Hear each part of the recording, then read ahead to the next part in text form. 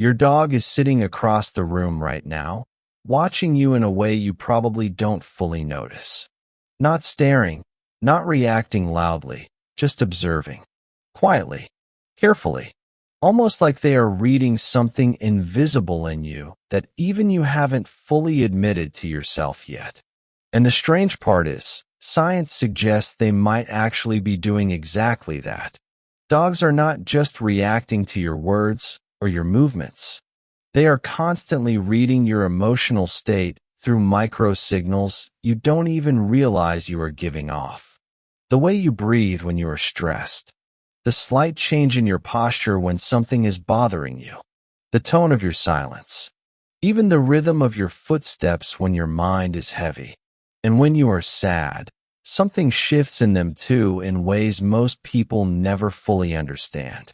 For a long time, people assumed dogs were simply obedient companions who learned patterns. Sit, stay, come, eat, sleep. But modern neuroscience and behavioral studies have completely changed that picture. Dogs are far more emotionally attuned than we once believed. Their brains are wired for social connection in a way that makes them deeply sensitive to human emotional states. When you feel joy, they often reflect it. When you feel tension, they become alert.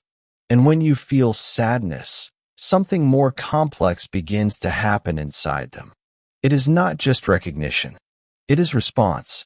Researchers studying dog behavior have observed that dogs can distinguish between different human emotional expressions, not just visually, but through vocal tone and scent changes as well. Yes, scent.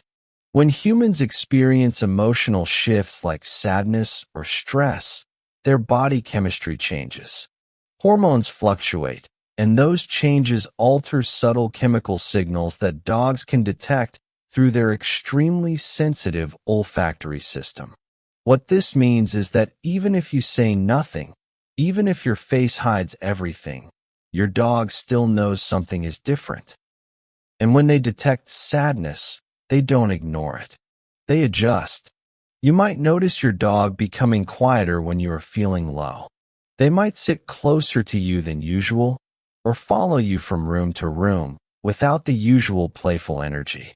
Some dogs will gently rest their head on your lap or lean against your body in a way that feels unusually intentional. It is not random behavior.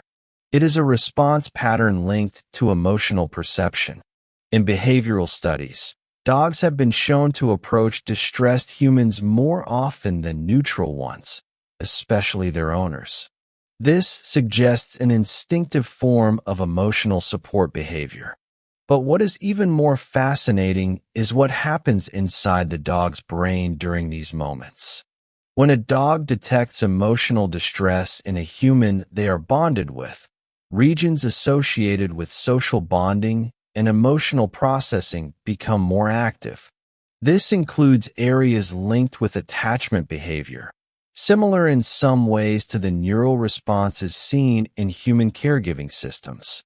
In simple terms, your sadness does not just register in your dog's awareness. It activates caregiving-like responses in their brain. This is why some dogs try to comfort their owners when they cry. Not because they were trained to do so, and not because they fully understand the concept of sadness as humans do, but because their brain is pushing them towards social equilibrium. They sense imbalance in their social environment, and their instinct is to restore stability. For them, your emotional state is part of their world's stability. And here is where it becomes even more interesting. Dogs do not just respond to obvious sadness like crying. They respond to subtle emotional withdrawal too. The quiet version of sadness.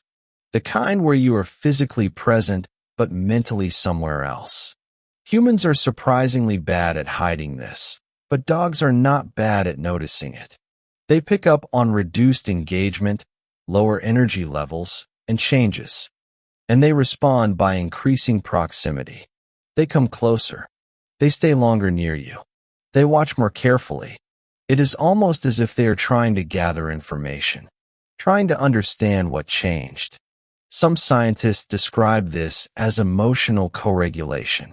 In simple terms, dogs don't just observe your emotional state, they participate in regulating it. When you are calm, they settle. When you are anxious, they become alert.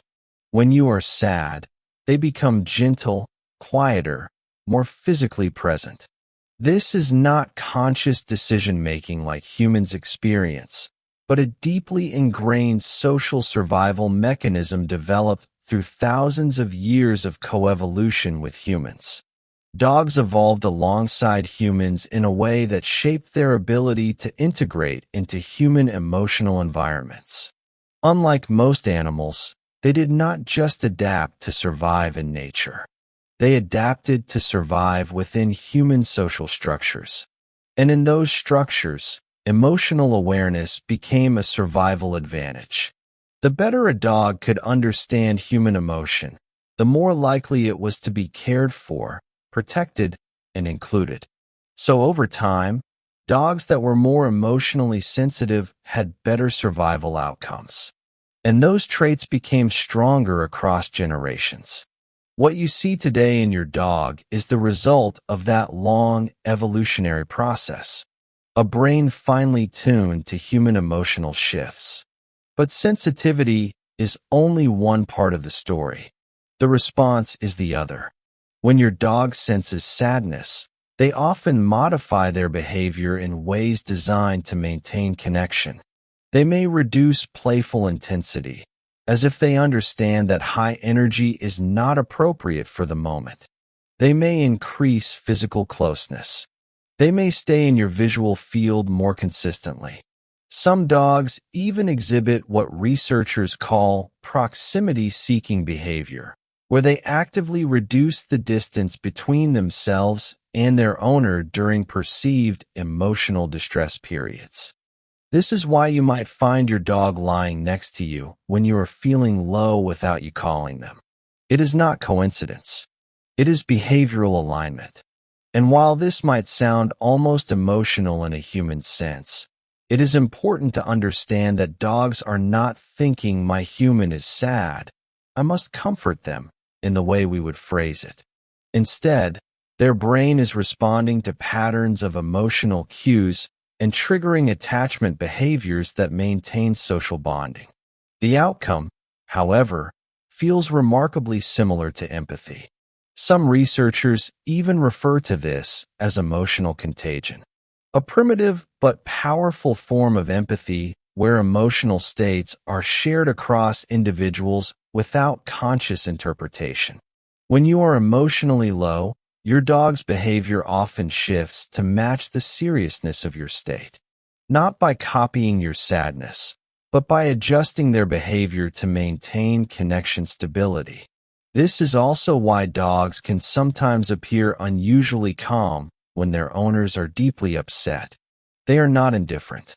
They are regulating. They are stabilizing the social environment in the only way they know how, through presence, stillness, and proximity. Over time, this creates a feedback loop. Your emotional state influences your dog, and your dog's response influences you.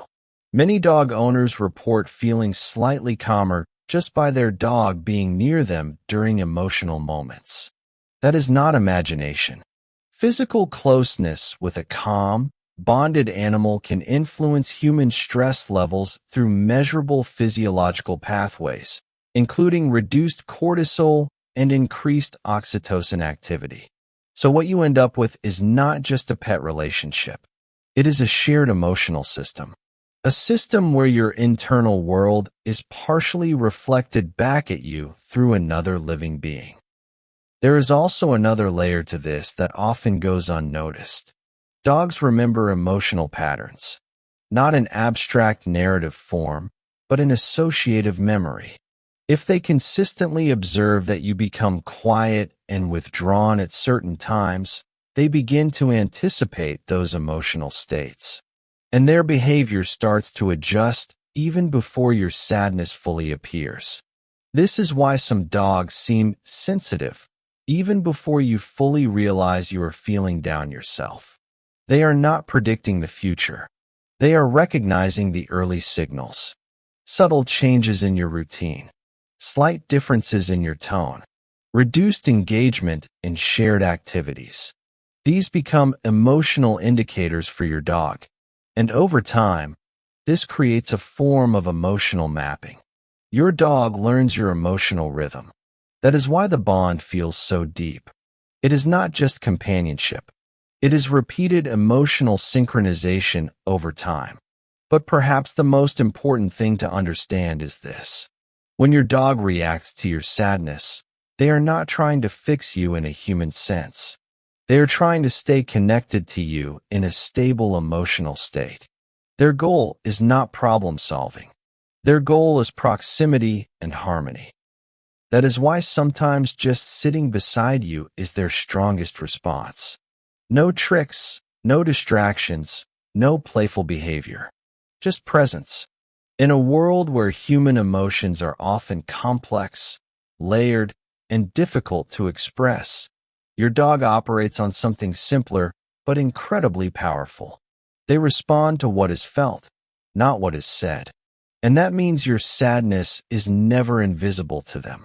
Even when you think you are hiding it well, even when you don't talk about it, even when you continue your routine as if nothing has changed, your dog already knows.